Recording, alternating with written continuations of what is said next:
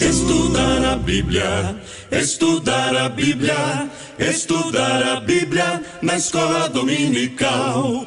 Estudar a Bíblia, estudar a Bíblia, estudar... Queridos professores e superintendentes da EBD, eu vos cumprimento com a paz do Senhor Jesus. Pela misericórdia do Senhor nosso Deus, vamos refletir hoje sobre a lição de número 3 da nossa escola dominical.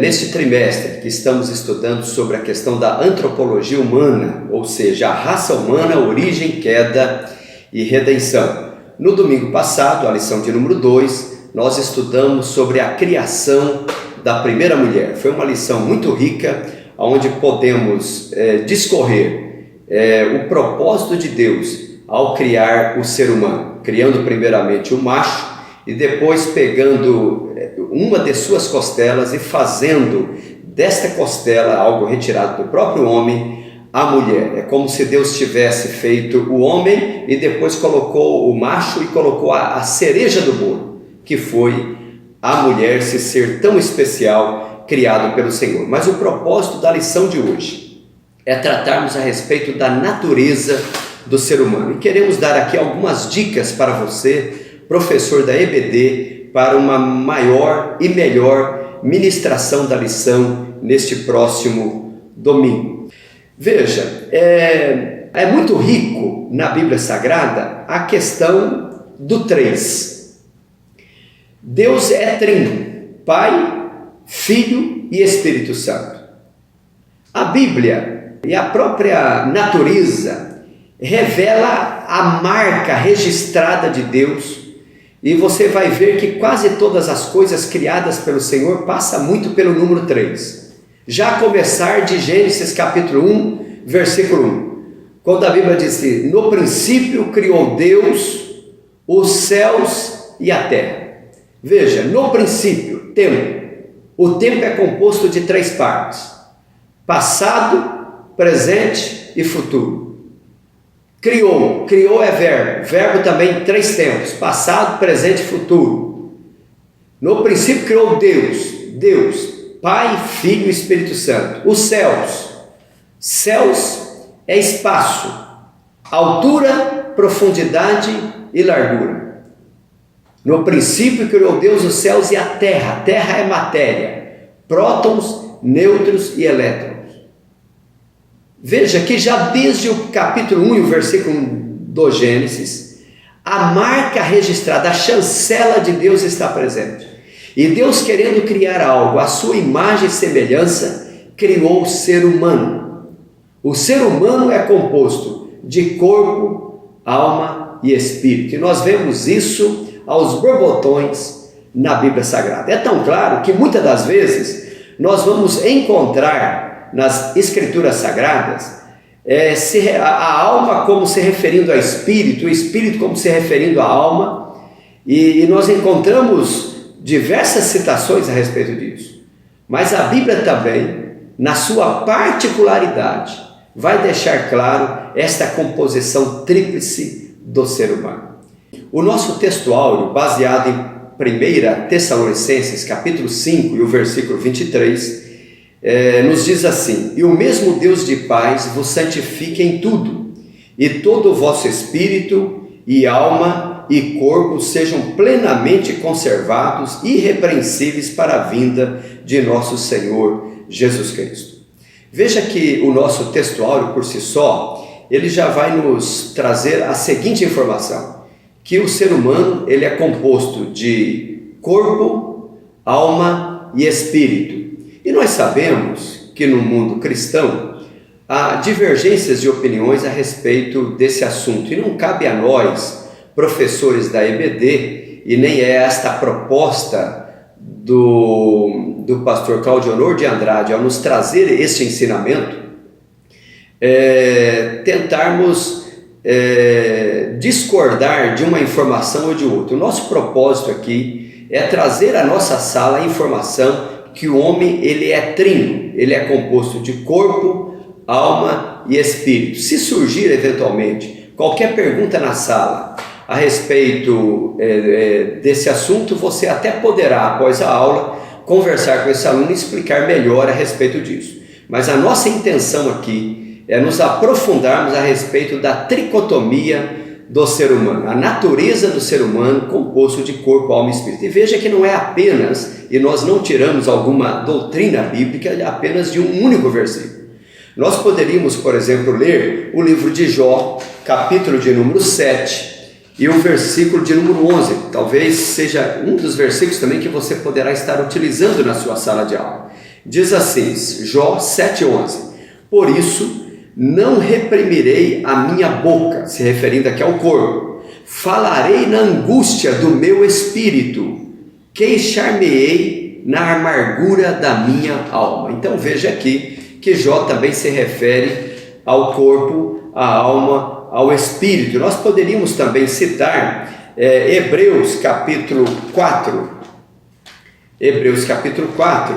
e o versículo de número 12, você poderá também ler esta passagem na sua sala, que diz assim: porque a palavra de Deus é viva e eficaz, e mais penetrante do que qualquer espada de 2 gumes, e penetra até a divisão da alma e do espírito, e das juntas e medulas, aqui se referindo ao corpo, né? E é apta para discernir os pensamentos e intenções do coração. Então veja que a questão da tricotomia humana, ela está presente. Nós poderíamos citar, como vamos fazer, outros versículos que vai dar a base para este ensinamento.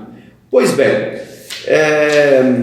veja que nós temos um objetivo maior ou geral da nossa lição, que é expor que corpo, alma e espírito constituem a natureza do ser humano. E aqui é bom que se diga que não tem como você separar o ser humano. Olha, isso está afetando apenas o corpo, ou isso afetou apenas a alma, ou isso afetou apenas o espírito. O ser humano, não obstante ser composto de corpo, alma e espírito, quando você afeta a alma, você afeta o corpo. Quando você afeta o corpo, afeta as emoções, portanto a alma, de tal forma que uma coisa está interligada com a outra.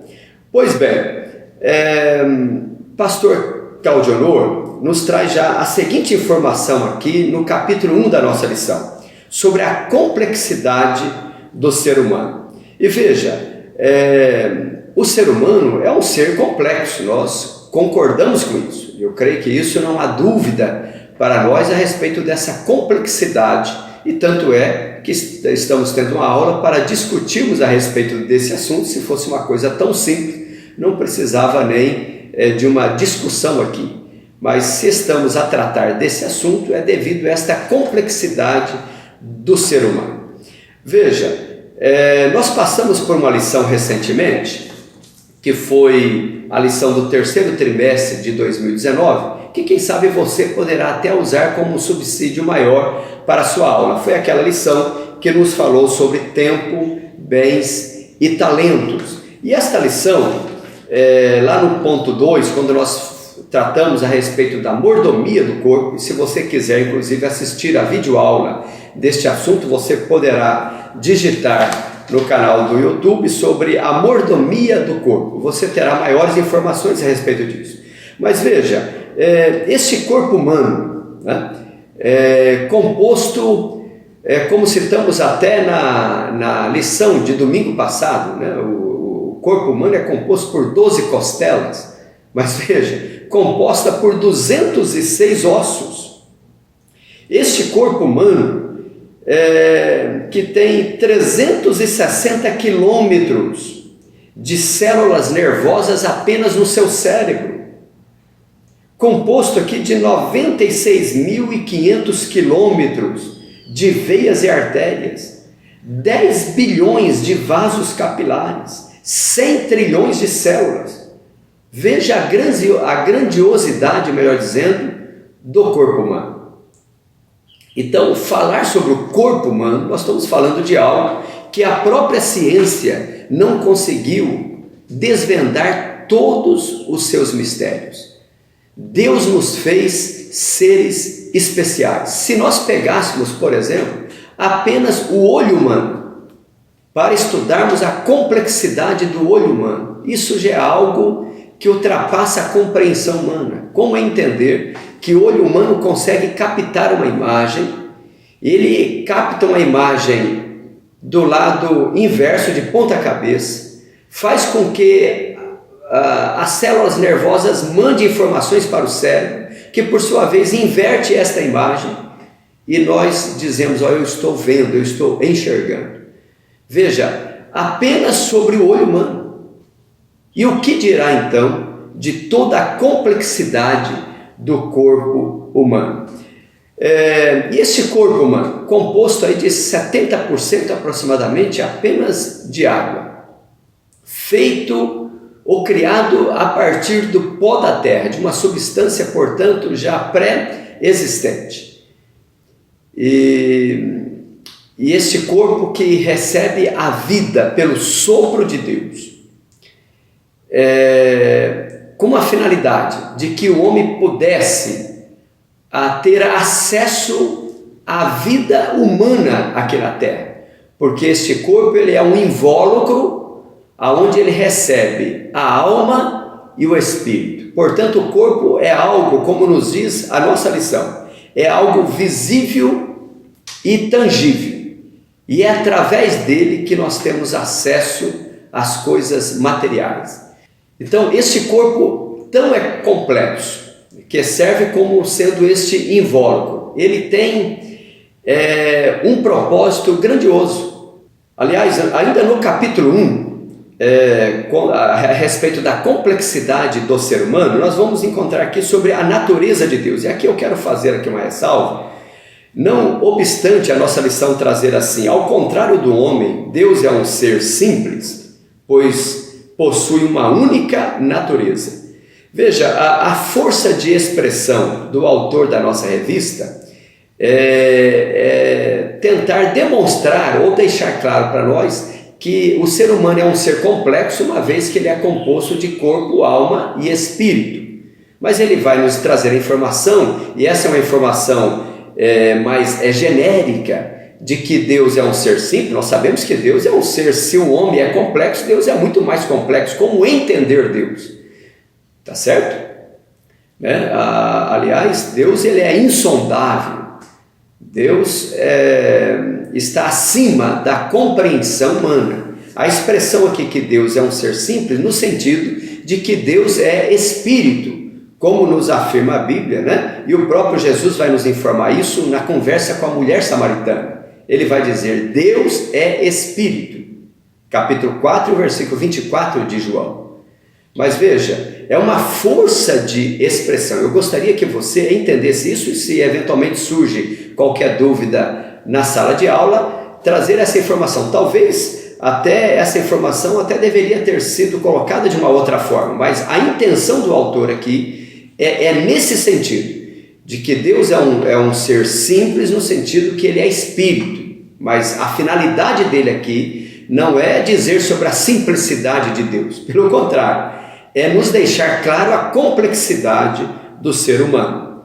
No ponto 3 desse capítulo 1, sobre a natureza dos homens, eu gostaria de destacar uma coisa aqui. Ele diz assim, já os seres humanos possuem uma natureza que pode ser descrita como uma natureza dupla. Então veja bem, o ser humano ele não tem 2 ou 3 naturezas. Eu não tenho uma natureza humana e uma natureza divina.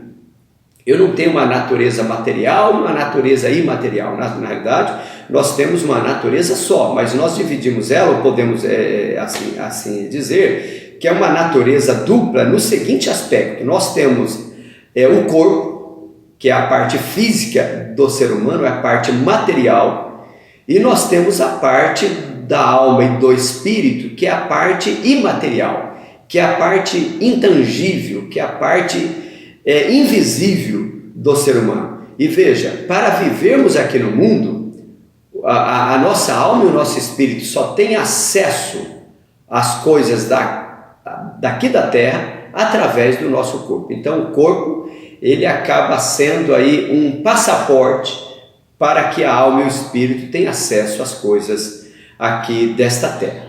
Então, meus queridos professores da EBD, o ser humano ele é um ser integral. Então, quando eu falo no ser humano, eu estou falando desta complexidade. Um ser formado por corpo, alma e espírito. E veja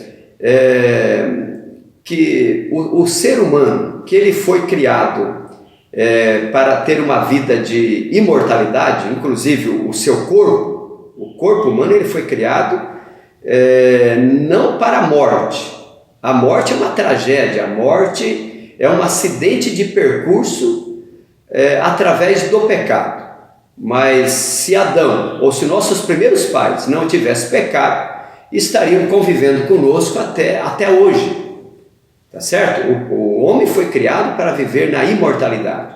Mas o pecado atingiu o ser humano e, por conseguinte, o corpo passou a perecer.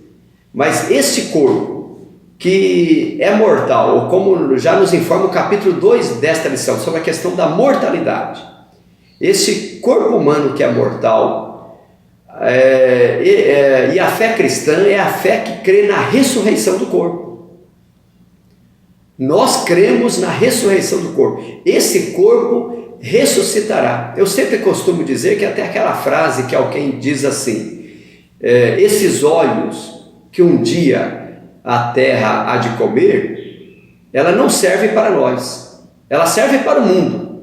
Mas para nós cristãos não, porque para nós são esses olhos que um dia hão de ressuscitar. É tão claro que em um corpo glorificado. A Bíblia vai trazer esta informação, a nossa lição já traz essa informação importantíssima. Na primeira carta de Paulo aos Coríntios, capítulo 15, o versículo 42, diz assim: assim também a ressurreição dos mortos, semeia-se corpo em corrupção, ressuscitará em incorrupção. Então a fé cristã é a fé que crê na ressurreição do corpo. É bom que você toque também nesse assunto na sua sala de aula.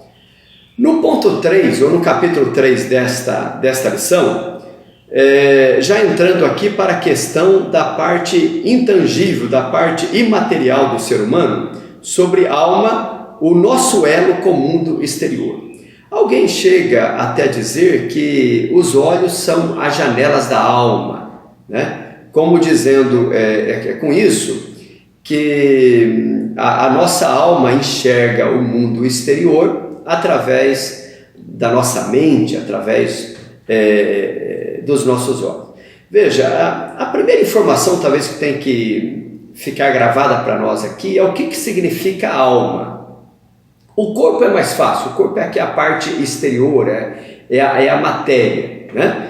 Mas a alma é a parte da vontade, é a parte da inteligência, é a parte onde reside os nossos sentimentos, é a sede das nossas emoções, né? Nós tomamos decisões o dia todo e todos os dias porque nós temos alma. A alma é a parte inteligente do ser humano. Não é o corpo que pensa, não é apenas a massa cinzenta, né, como o cérebro no sentido de massa que pensa, né? O pensamento, a inteligência advém da alma que está dentro do ser humano. Quando a alma, e por conseguinte o espírito, né, essa é outra informação que a lição deixa bem claro, que alma e espírito são inseparáveis. Aonde estiver a alma, ali estará também o espírito. Mas por um certo momento, que nós chamamos esse momento de morte, esta alma e espírito que está dentro do corpo, que nasceu com o corpo, está dentro do corpo, mas que com a morte se separa do corpo. Então a alma e o espírito é possível separar do corpo por um certo tempo. Porque com a ressurreição, o corpo corruptível se revestirá da incorruptibilidade. Ou seja, tanto aqueles que serão ressuscitados para a salvação, quanto aqueles que ressuscitarão na segunda ressurreição para a perdição eterna. Mas o corpo não ficará na sepultura. Isso é apenas por algum tempo. Então, a alma é essa parte inteligente do ser humano. E o que é o espírito? O espírito é a parte mais interior do ser humano. O espírito é onde reside Deus. Deus reside no ser humano, ou Deus entra no ser humano, Deus está em nós, residindo no nosso espírito. Quando o homem dá lugar para o Senhor e o Senhor vem até o ser humano, o Senhor vem e reside no espírito. Veja que a alma ela fica no meio. A alma ela faz com que através do corpo nós temos acesso à parte física, à parte material, mas a alma, através do espírito, ela faz com que o homem possa ter comunhão com Deus. Então o homem tem a consciência de quem ele é e de quem Deus é através do seu espírito. A nossa lição no capítulo 4 até nos traz esta informação dizendo assim, o ponto 2, é por meio de nosso espírito que nos comunicamos com Deus, Apocalipse 1:10. Foi em seu espírito, portanto, que João recebeu a revelação do Apocalipse. Paulo, no serviço missionário, estava no Espírito em comunhão com Deus e com os irmãos, conforme nos informa na primeira carta de Paulo aos Coríntios, capítulo 5 e o versículo de número 4. Então, meus prezados, é uma lição muito rica e que vale a pena refletirmos a respeito deste assunto. Mas se eu pudesse talvez dar assim uma dica aos amados irmãos, o ponto crucial desta lição é nós entendermos que Deus quer o ser humano como um todo. Deus não quer apenas corpo, apenas alma, ou apenas o espírito. Deus quer corpo, alma e espírito. Como nos informa a Bíblia, todo o vosso espírito, alma e corpo, todo, sejam plenamente conservados e irrepreensíveis para a vinda de nosso Senhor Jesus Cristo. Como nos informa ainda a verdade prática desta lição, quando resume a lição na seguinte frase: nossa tríplice natureza, física, mental e espiritual, deve ser plenamente consagrada a Deus para que o homem veja em nosso ser, ou para que o mundo, melhor dizendo, veja em nosso ser a imagem e semelhança do Criador. Nós fomos criados com um propósito definido. Nós fomos criados para a glória do Senhor nosso Deus. Este ser tão complexo que Deus pega uma matéria, faz ali um boneco.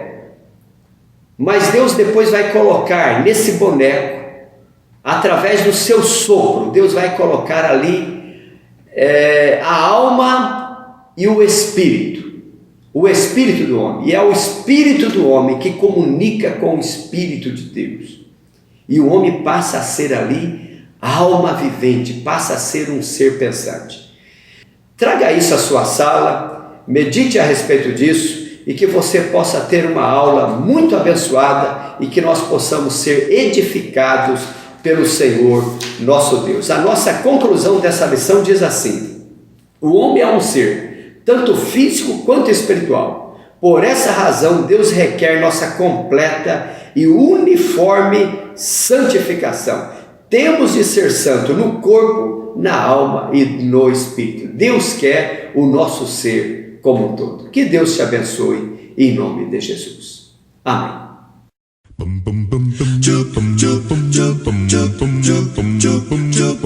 Estudar a Bíblia, estudar a Bíblia, estudar a Bíblia na escola dominical.